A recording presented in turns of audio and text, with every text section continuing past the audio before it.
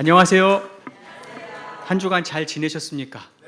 네, 이렇게 예배 함께 드릴 수 있는 기회 주신 교회 앞에 목사님과 교회 앞에 진심으로 감사드립니다. 제가 유튜브에서 재밌는 것만 보는 게 아니라 가끔 이렇게 좋은 이제 교육도 많이 보고 그러는데요. 그렇게 보다가 심리학자들이나 상담학자들 혹은 뭐 이렇게 뇌알 과학자들이 하는 얘기들을 이렇게 들어본 적이 있어요. 혹시 부정성 편향이라는 말 들어보신 적 있으십니까? 이게 뭐냐면은 사람이요 보통 긍정적인 것보다는 부정적인 거에 더 이렇게 꽂힌대요. 쉽게 말하면. 예. 그래서 부정적인 거에 더 끌리고 더 집중하고 더 기억에 오래 남는다고 합니다.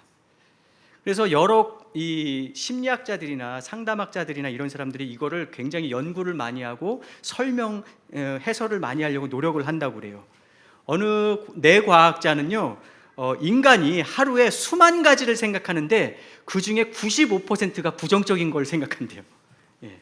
그리고 어떤 분은요, 그 수많은 부정적인 거를 없애려면요, 사고와 생각을 없애려면은 그냥 안 보면 되는 게 아니라 4배로 좋은 거를 듣고 봐야 부정적인 사고와 생각이 없어진다는 얘기를 한 사람도 있었습니다. 어느 연예인이요, 이제 연기자예요. 연기자가 내가 연기하고 싶어 한다고 연기할 수 있는 게 아니라 감독한테 뽑혀야 되잖아요. 그러니까 이 연기자들이 항상 뽑혀야 되고 선택받아야 된다는 항상 기다려야 되고 이 스트레스가 있다고 그래요. 그래서 어떤 연예인이 연기자가 그런 얘기를 한 걸 들은 적이 있습니다. 가만히 있을 때 오는 불안감이 장난이 아니래요. 예. 아무 일 안 하고 가만히 있을 때 이 불안감이 밀려오는데 너무 큰 불안감이래요. 정체되고 발전 안 하는 것 같고 나 혼자 망하는 것 같고 뒤처지는 것 같고 그 불안이 크다고 합니다. 우리가 왜 앞을 보면서 미래를 보면서 불안할까요? 아마도 여러 가지 이유가 있겠지만 우리가 미래를 모르기 때문입니다. 그렇죠? 조금만 미래를 알아도 그걸 대비하고 아마 우리가 미래를 안다면은 사건 사고 당하는 사람은 거의 없을 겁니다. 또 하나는 변화가 있기 때문이에요. 변화가 우리가 나이가 들어갈수록 유연성이 떨어져서 변화에 이게 어려워하거든요. 불편해하거든요. 새로운 만남이나 이사나 은퇴나 이런 것들이 우리한테 굉장히 두려움을 줍니다. 또 하나는 우리 마음대로 생각대로 안 되는 걸 우리가 알거든요. 예. 젊었을 때는 어린 사람들은 열심히 하면 다 돼! 라고 생각하지만 살아보면은 열심히 한다고 다 안 되거든요. 예. 그래서 우리가 불안해하고 염려하고 근심합니다. 우리가 지금 여름 신앙 사경의 믿음의 경주라는 제목으로 공부를 하고 있습니다. 성경에서는요, 그리스도인의 삶을 경주, 여정 혹은 항해 이렇게 등등으로 비유합니다. 예수님을 믿는 순간 여정이 시작됐어요. 그런데 우리가 이 여정을 걸어감에 있어서 고난과 어려움을 당하면 자꾸 뒤돌아본단 말이죠. 혹은 옆에 보면서 비교하고 열등의식과 비교와 자기기만과 자기 연민 속에서 자기의 인생의 믿음의 경주를 잘 못할 때가 많습니다. 근데 그뿐만 아니라 보세요. 뒤를 보면서는 후회하고 옆을 보면서는 비교하고 그리고 앞을 보면서는 두려워하고 염려한단 말이죠. 우리의 믿음의 경주가 그럴 때가 참 많습니다.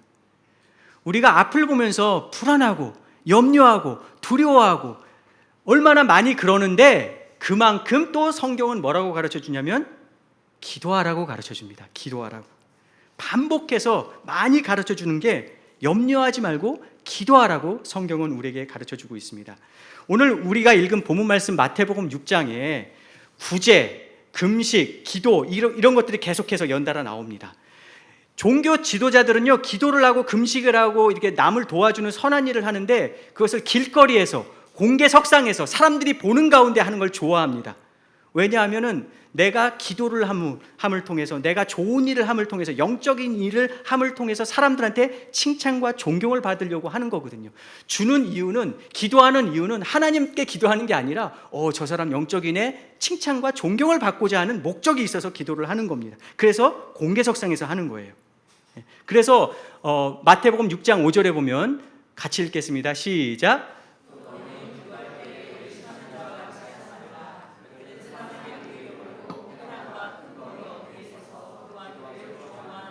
내가 진실로 너에게로니 그들은 자기 상을 이미 받았느니라. 여기서 자기 상을 이미 받았다는 말은요, 사람들한테 존경과 칭찬을 받으려고 공개석상에서 보이려고 기도를 하다 보니까 그 칭찬과 존경을 받게 된다는 얘기입니다. 그런데 하나님한테 상을 받지는 못해요. 왜냐? 그 기도는 하나님께 한 게 아니거든요. 마태복음 6장 6절 다음 절에서는 그래서 예수님의 기도를 이렇게 가르쳐 주십니다. 다음 장 넘겨주시겠습니까? 6장 6절 같이 읽겠습니다. 시작.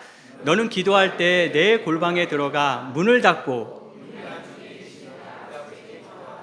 은밀한 중에 보시는 내 아버지께서 갚으시리라. 아멘. 너는 기도할 때 골방에 들어가라. 여기서 골방이란 말은요, 문자적으로 창문도 없고 문이 하나 있는 방을 골방이라고 얘기한다고 합니다. 굉장히 개인적이고 사적인 공간이에요. 남들이 그 사람이 거기 있는지 없는지 알 수 없는 굉장히 자기만의 공간입니다. 여기서 너가 기도할 때 골방에 들어가 기도하라 이 말은요, 그런 장소에서 기도해라 혹은 그런 방법으로 기도하라, 장소나 방법을 가르쳐 주는 게 아닙니다. 성경은요, 공개 기도, 합심 기도, 함께하는 기도를 금지하지 않아요. 사도행전에 보면요, 예수님께서 너희가 성령을 받기 전에 예루살렘을 떠나지 말고 기다리라고 말씀하셨거든요. 이스라엘 백성들이 그래서 그 사람들이 기다리면서 뭐 했냐? 합심으로 모여 기도했습니다. 여러분이 지금 목사님을 통해서 사도행전을 공부해 오셨잖아요. 사도행전을 기도행전이라고 얘기하잖아요. 모여서 함께 합심으로 힘써서 기도하는 장면이 많이 나옵니다.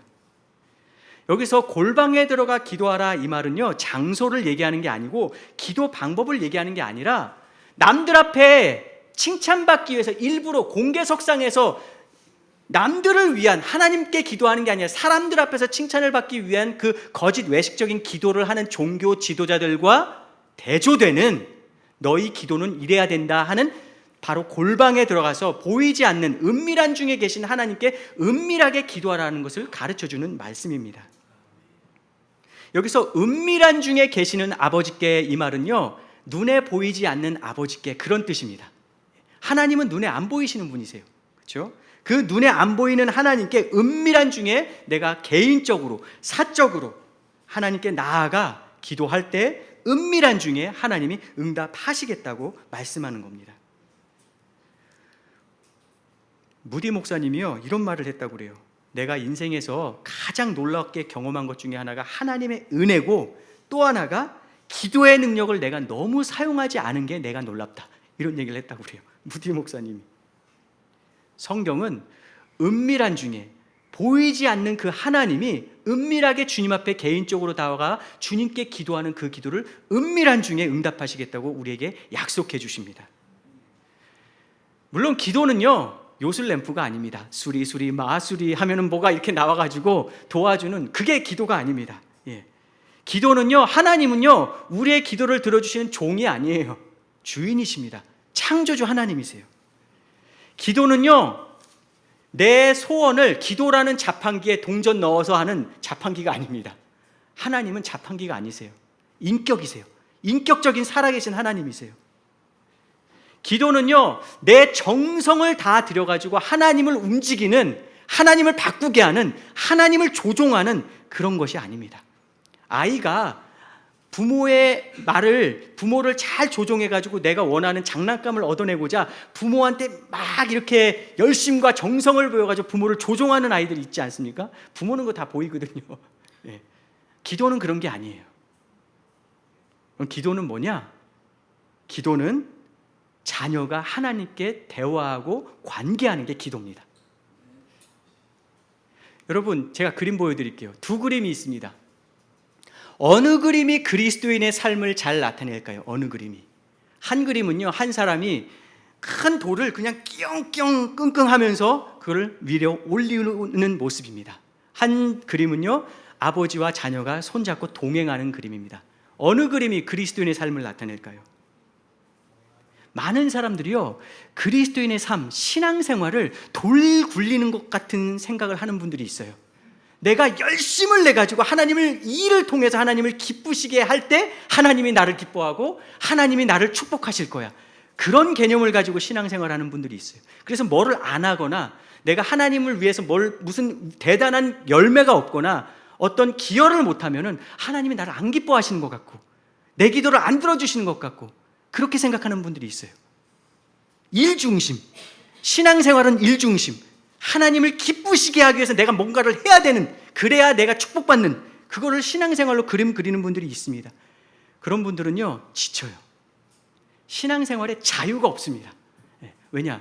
우리의 노력과 열심도 언젠가는 지칠 때가 있거든요. 신앙생활은 일이 아닙니다. 관계입니다. 관계. 구원은요, 하나님과 나와의 관계 회복이거든요. 신앙생활은요, 그 관계 회복이 이제 시작돼서 주님과 동행하는 삶이 신앙생활의 본질입니다. 저희가 몇 년 전에 코로나가 한창 심할 때 이 파푸아에 모든 선교사는 아니고 한 3분의 2가 다 자기네 나라로 돌아가야 했어요. 왜냐하면 비자를 안 줘가지고. 그때 저희도 갑자기 비자가 거절당해서 쫓겨났습니다. 선교사님들이요, 우리나라 자기 본국에 돌아가면은 집이 없잖아요. 없는 사람들이 많으니까 부모님 집에 잠깐 있거나 뭐 아는 지인의 집에 잠깐 있는데 그게 이제 며칠이지 계속 있으면 얼마나 서로 불편하고 힘듭니까? 저희도 갑자기 쫓겨났기 때문에 이 선교관을 신청을 할 수가 없었어요. 선교관은 최소 3개월 전에 신청이 해야지 보통 되거든요. 그러니까 저희 부모님 집에 와서, 저희 장인 장모님 집에 와서 장인 장모님은 쫓겨나고 저희가 2주 동안 격리를 했어요. 그 얼마나 불편합니까, 서로.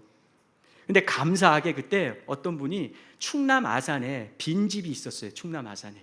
그래서 저희가 그 집에 지낼 수 있도록 파푸아 돌아갈 때까지 그 집에 지내라고 이렇게 허락을 해줬습니다. 얼마나 기뻐요.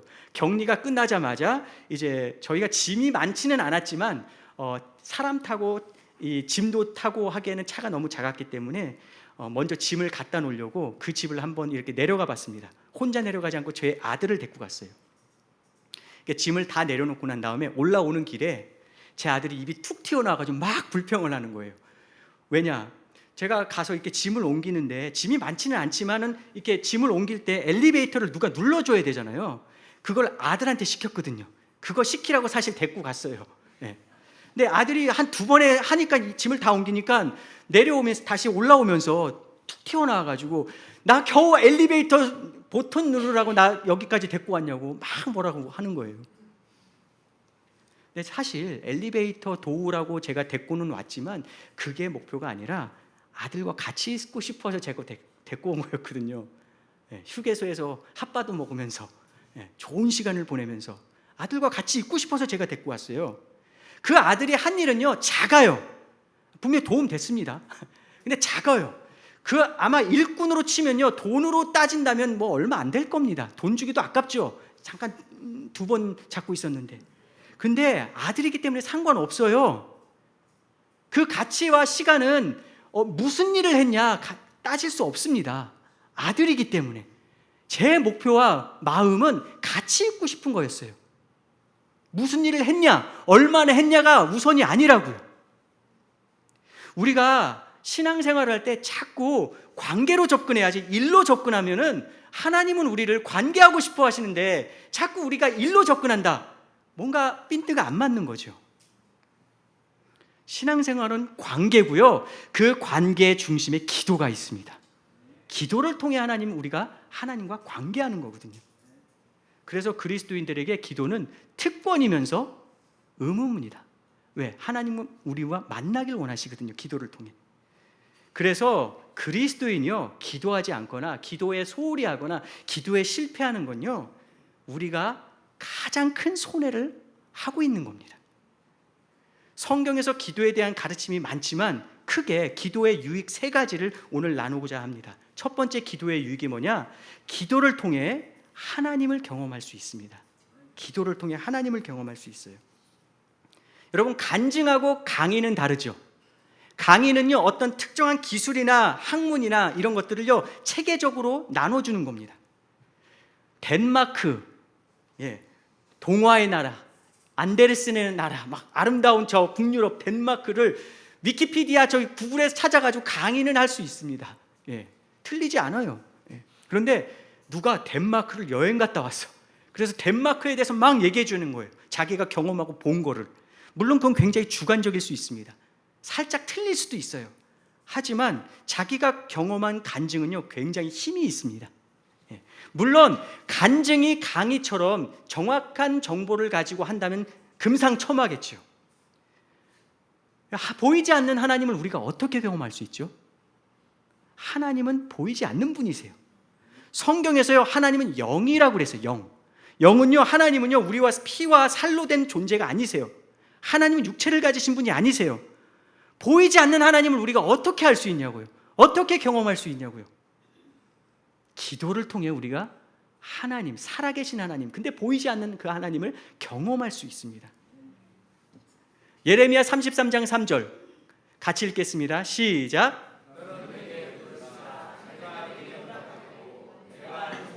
크고 은밀한 일을 내게 보이리라. 여기 구약 성경의 히브리어로도 은밀한 일, 물론 신약 성경 오늘 우리가 읽은 마태복음의 은밀한이란 단어와 다른 단어지만 의미가 일맥상통합니다. 부르짖으라, 내가 은밀하게 너에게 응답하겠다고 말씀하십니다. 제가 다닌 모 교회, 제가 자란 교회, 고등학교 때 제 친한 친구의 간증입니다. 그 친구의 허락을 받고 하는 다 간증입니다. 이 친구가 고등학교 때 부모님의 사업이 망했어요. 그래서 학교가 1시간 거리에 있거든요. 버스를 타고 다녀야 돼요.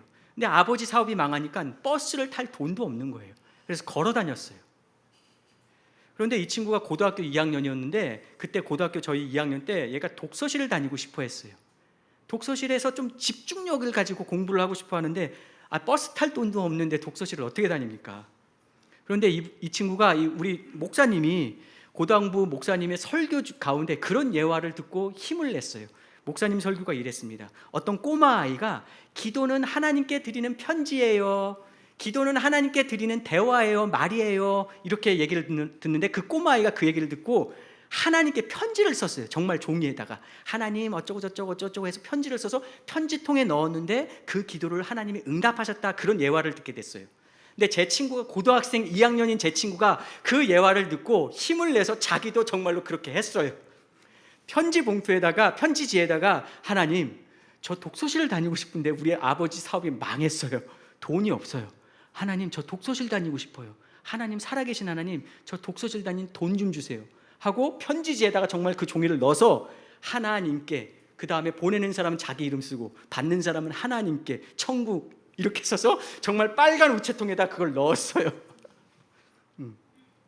그러고 난 다음에 시간이 지나서 고등학교 3학년 올라갔을 때 첫 주에 아침 조회를 하게 됐습니다. 아침 조회하면 모든 학생들, 전교생들이 이제 학교 운동장에 모이잖아요. 근데 그 학교는 이 조회가 없는 학교예요. 고등학교 1학년 때, 2학년 때 하면서 조회가 없었어요. 그런데 이상하게 고등학교 3학년이 됐는데 전 학교 학생들을 아침 운동장에 모이면서 교장 선생님이 조회를 하는 겁니다. 그리고 없던 일이 생겼어요. 갑자기 우리 학교에 모범 학생 4명에게 상을 주겠습니다 하면서 4명의 학생 이름을 부르는데 갑자기 제 친구의 이름을 부르는 거예요. 제 친구의 얘기입니다. 제가 그 학교를 다니지는 않아서 모르겠습니다. 제 친구의 이름을 부르는 거예요. 그런데 제 친구는 공부를 잘하는 친구가 아니었어요. 여러분 지금도 그러는지 모르겠는데 옛날에는요, 모범생은 무조건 기본적으로 공부를 잘해야 돼요. 반장은 공부를 잘해야 반장할 수 있잖아요. 옛날에, 그렇죠? 지금도 그러나요? 모범생 불렀으면 그 친구는 무조건 공부를 잘해야 돼, 기본적으로. 근데 우리 친구는 공부를 잘하는 친구가 아니었거든요. 3명을 부르는데 그 3명은 다 전교에서 몇 등 하는 애들이야. 그리고 마지막 제 친구의 이름을 불렀는데 앞으로 나갔어요. 근데 제 친구가 왜 나를 부르는가 의아해했지만 어쩌고 저쩌고 이 친구는 모범해가지고 어쩌고 한 다음에 상장을 주고 상품을 주는데 돈 봉투를 줬어요. 돈 봉투를 받아서 열어보니까 10만 원이 들어있었답니다. 그 당시에 독서실이 7만 원이었어요. 그 당시도 비쌌죠. 30년 전인데. 그런데 10만 원을 딱 보자마자 왜 나한테 이 모범상을 줬을까? 근데 딱 그때 생각난 거예요. 내가 하나님께 보낸 편지. 하나님께 보낸 편지. 그거 우연이죠 라고 생각할 수 있지만 기도한 친구는 알아요. 내가 받을 수 있는 사람이 아니거든요. 하나님이 이렇게 응답하셨구나. 그리고 그 친구가 사업이 망해서 버스 탈 돈도 없는 그 상황 속에서 하나님이 나와 함께 하시는구나. 그 하나님을 경험하고 그 친구의 신앙이 더 성장하고 커졌어요. 지금도 신앙이 아주 좋은 친구입니다. 여러분, 우리가 기도할 때 보이지 않는 하나님을 경험할 수 있습니다. 뿐만 아니라 기도는요, 우리의 마음을 지킬 수 있는 방법이에요. 빌립보서 4장 6절 7절 같이 읽겠습니다. 시작.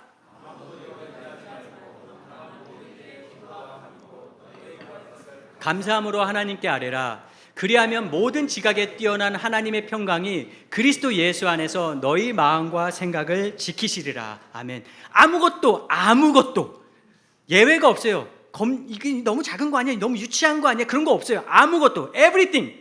하나님께 기도하면은 하나님이 첫 번째 응답이 뭐냐? 너희 마음과 생각을 지켜주시겠다고 말씀하세요. 기도할 때 우리의 마음을 바꿔주세요. 기도할 때 우리의 마음과 생각을 지키도록 도와주세요. 기도할 때 새로운 아이디어를 우리에게 떠오르게 하세요. 어떤 분이 하루아침에 회사에서 해고 통보를 받았습니다. 잘렸어요. 너무 황당했습니다. 이제 어떻게 살지? 걱정이 됐습니다. 시간이 지나자 황당과 걱정에서 이제 분노가 일어났어요.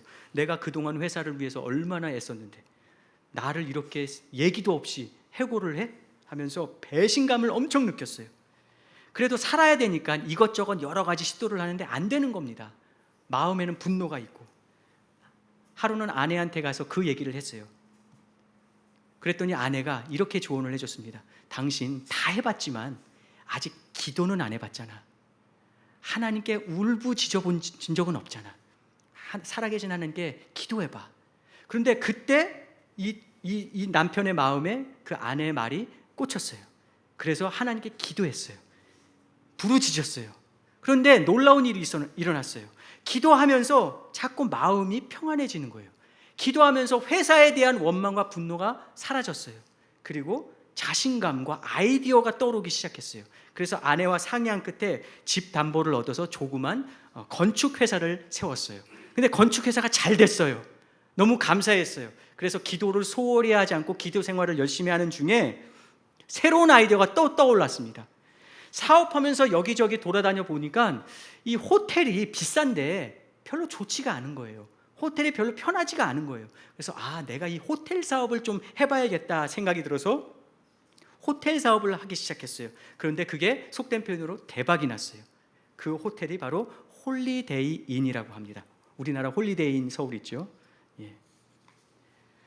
성경은요, 기도하고 낙심하지 말라고 얘기해요. 시험에 들지 않기 위해 기도하라고 얘기해요. 염려하지 말고 기도하라고 얘기합니다. 이 말은요, 우리가 기도하지 않으면 단순히 기도하지 않고 응답 못 받는다 이게 아니라 기도하지 않으면 낙심되게 하고요, 기도하지 않으면 시험을 이길 수 없게 되고요, 기도하지 않으면 염려와 불안이 내 삶을 지배하게 된다는 이 말을 시사하는 겁니다. 그래서 누가복음 21장 34절부터 36절, 너희는 스스로 조심하라. 그렇지 않으면 방탕함과 술 취함과 생활의 염려로 마음이 둔하여지고 뜻밖의 그날이 덫과 같이 너에게 임하리라. 항상 기도하며 깨어 있으라. 주님이 우리에게 말씀해 주십니다. 마지막으로요, 우리가 기도할 때 하나님이 일하십니다. 저를 한번 따라해 주시겠습니까? 기도할 때 내 삶에 하나님이 일하신다. 여러분, 기도에 대한 많은 책들이 있는데요, 그 책 중에 가장 유명한 책 중에 하나가 뭐냐면 오 할레스비라는 분이 쓴 기도라는 책이 있어요. 오래된 책입니다. 아마 여러분 서재에 꽂혀 있는 분들 있을 수 있습니다. 그 책에 보면 이분이 이런 얘기를 했어요. 기도는 우리가 단순히 언어를 쏟아놓는 게 아니다. 말이 아니라 기도는 우리의 마음을 하나님께 쏟아놓는 거다. 그렇게 표현했습니다. 우리가 어떤 마음과 어떤 자세로 기도할 때 하나님이 가장 기뻐하실까요? 우리가 어떤 자세와 어떤 마음으로 하나님께 다가갈 때 하나님이 우리의 기도를 기쁘게 응답하시고 귀 기울이실까요? 순종하는 마음? 순종 잘하고 있는 사람이 기도할 때 하나님이 기도를 잘 응답하실까요? 나는 순종 잘 못하고 있는데. 정성을 다하는 기도를 하나님이 우리에게 응답하실까요? 그래서 1000번 제사를 드리고 빠지지 않고 하고, 우리의 신실함? 나는 신실하지 못했는데 그러면 내 기도 안 들으시겠네? 이 오할레스비라는 사람의 그 기도의 책에 보면요, 우리가 하나님께 나아갈 때 가장 필요한 마음, 하나님이 우리를 기뻐하시는 마음이 뭐냐면 무력감이라고 그랬어요. 무력감이 뭐냐면, 여러분, 무력감하고 무기력은 살짝 다릅니다.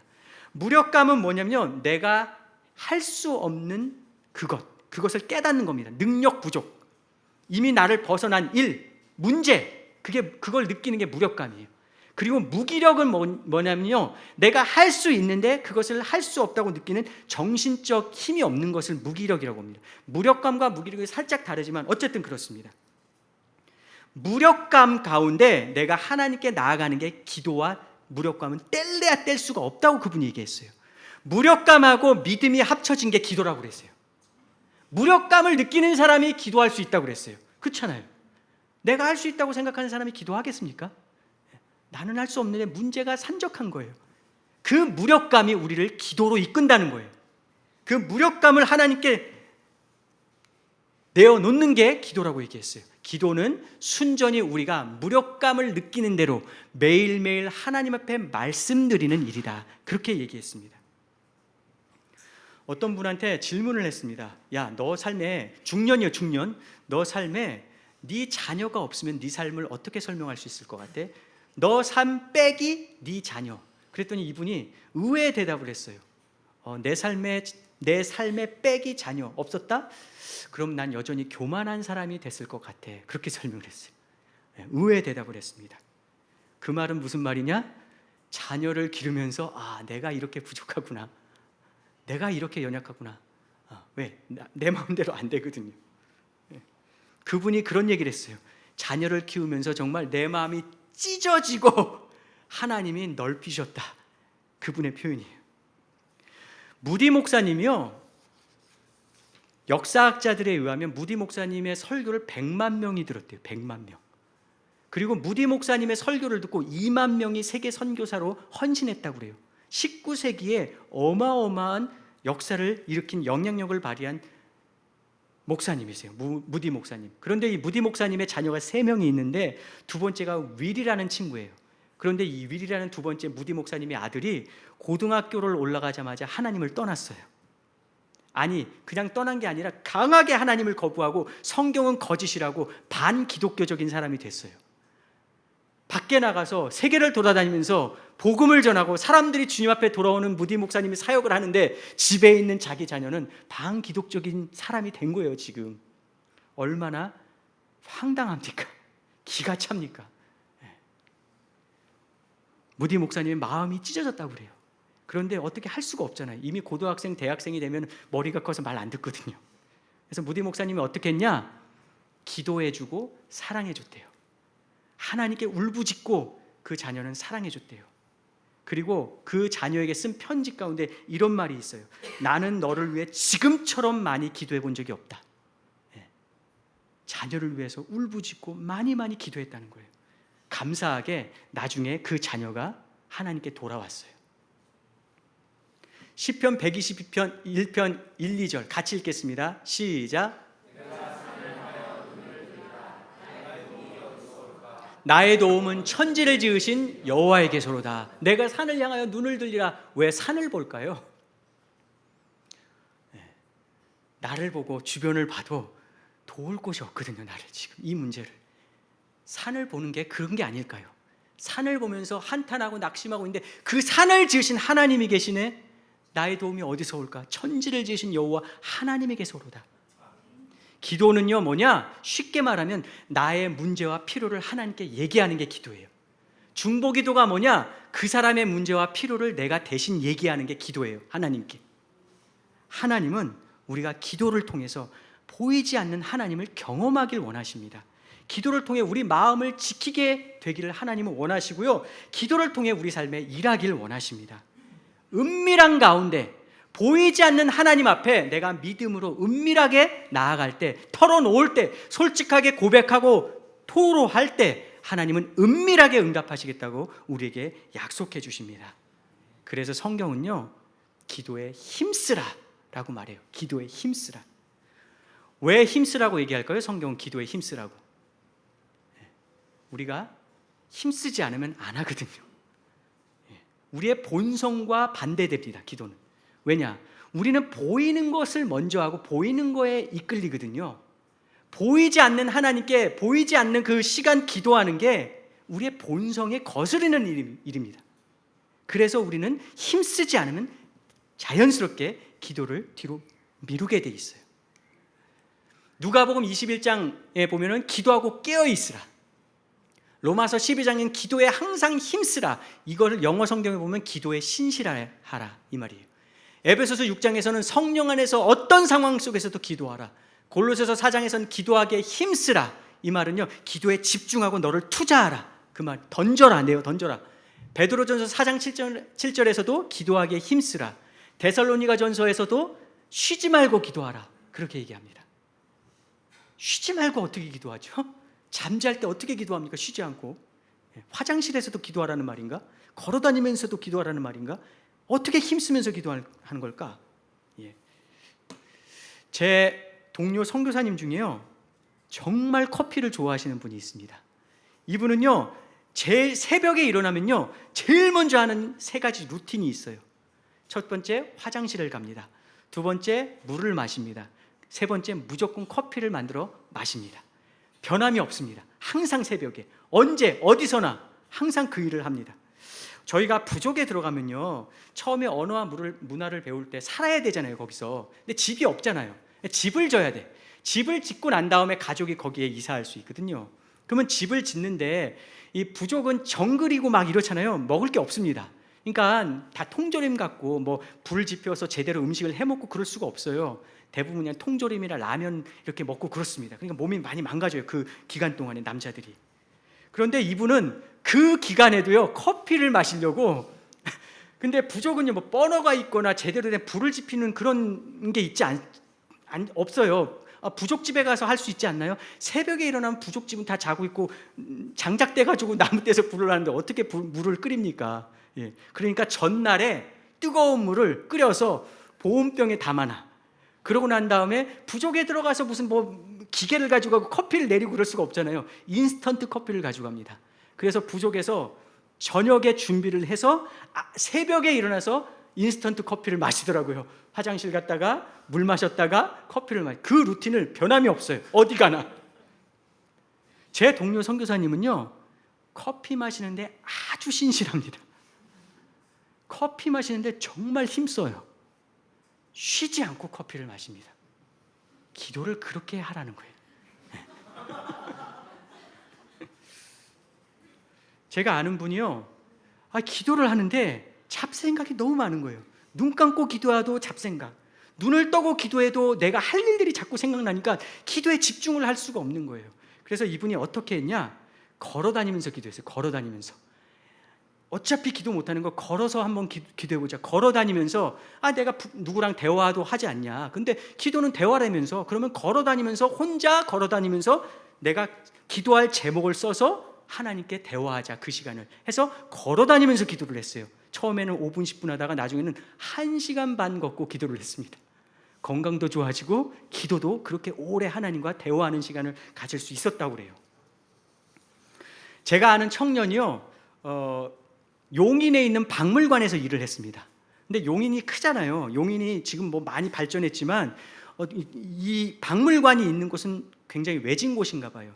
박물관에서 이제 일을 끝나고 퇴근을 하려고 그러면은 버스가 그 지역에 1시간에 한 대가 있어요. 그래서 그 버스를 놓치면 1시간을 기다려야 돼. 모든 직원들이 막 달려가는 거예요. 버스 놓치면 안 되니까. 그렇게 아침 일찍 나왔다가 저녁에 이제 버스 놓치지 않고 막 바쁘게 지내다 보니까 기도할 시간이 없는 겁니다. 근데 이 청년이 버스 그거 1시간 못 타도 1시간 놓치면은 1시간 기다릴 수 있잖아요. 그럼 박물관이 비어 있으니까 내가 그 1시간 기다리는 시간에 다음 버스를 기다리는 동안에 조용한 박물관에서 기도해 보자 한번. 그렇게 좋은 마음을 먹었어요. 그래서 기도를 하는데 먼저 가세요 하고 이제 혼자 박물관에 남아서 기도를 하는데 이제 막 기도를 하고 난 다음에 시간을 보면 5분뿐이 안 지났어. 왜 이렇게 안 지나는 거야? 그런데 보면은 내 기도하는 그 시간 그때가 가장 즐겁다, 이런 찬양이 있거든요. 아니, 누구는 기도하는 시간이 가장 즐겁다고 그러는데 나는 왜 5분뿐이 안 지나간 것 같고 왜 이렇게 힘든 거야, 기도가. 그래서 기도했습니다. 하나님, 기도하는 시간이 가장 즐겁다고 노래를 하는데 저는 이게 도대체 무슨 말인지 모르겠어요. 하나님, 저도 기도하는 시간이 좀 즐거운 걸 경험하게 해주세요. 기도하기 시작했어요. 몇 개월이 지나고 난 다음에 어떻게 됐는지 아세요?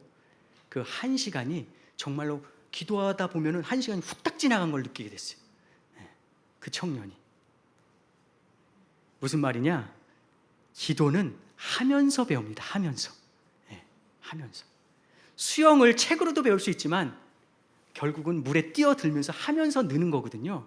기도는 할 때, 내가 기도에 투자할 때, 기도의 자리에 있을 때 우리가 기도가 늘고 기도를 배우게 되는 겁니다. 조지 뮬러가 이런 말을 했습니다. 늙어갈수록 기도를 더 많이 해라. 그래야 신령한 일들에 더 냉랭해지지 않는다. 어떤 분이 그렇게 얘기했어요.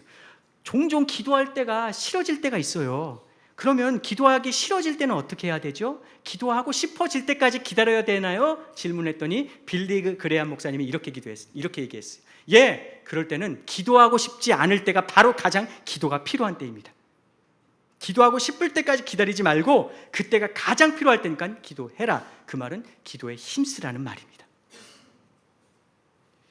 한 가지만 더 짧게 얘기하고 마무리를 하겠습니다. 여러분, 아까 말씀드렸듯이 기도는 떼쓰미 아니에요. 기도는 나의 정성을 통해 하나님을 바꾸는 떼쓰미 아닙니다. 하지만 동시에 성경은요, 낙심하지 말고 인내를 가지고 꾸준히 기도하라고 가르쳐줍니다. 한 번이 아니면 여러 번 가르쳐줘요. 하나님은 내 기도 다 아시잖아요. 한 번 들었으면 이제 들어주시는 거지. 맞습니다. 신학적으로는 맞아요.